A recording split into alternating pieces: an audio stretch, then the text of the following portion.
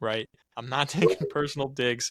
We're not getting to that level. I'm not trying to bring Mike's personality or anything into it, right? The person and the task are separate. Yeah. And so the sides of the task are separate from me and Mike, right? And that way we can say, okay, let's find the best solution to this problem. We have the common ground that we want to solve this problem and come to a resolution. So let's talk about how to get there and less about you and me, right? Right. Right. Right. Whereas Right. relational conflict would be people against people. And this is where, I am, maybe it's not directly taking attacks at Mike, Yeah. Yeah. Yeah. Yeah. but every point you make, I tie to you. And that in turn makes me tie myself to every point that I make and get defensive, dig my heels in. And then we stop seeing that progress, So right? let me ask you this. Let me ask you this. Yeah, Does task conflict lead to relational conflict? Or does relational conflict lead to task conflict? that's a great question. I don't have that one in the book, but I'll take a stab Fair. at Fair. it.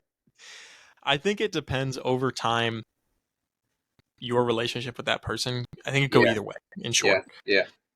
So I could see tasks piling up, and maybe you don't like the method people take getting there, right? So what starts as a task conflict where you're trying to solve problems turns into, I really hate how long and drawn out you make all of these things. Like, it no longer Right. feels like you're solving the problem. It just feels like you're annoying. Like, we could skip a couple of steps, right? And so two things are going on there. One, I'm avoiding talking about that methodology and I'm just Yep. building resentment, right? Yep. And so in a way, we're just avoidant in that.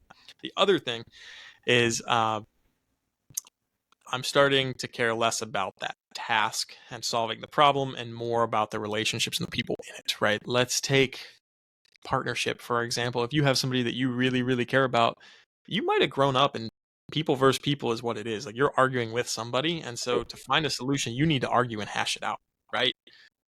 You could get really good at that and really start to minimize how many feelings are hurt over time.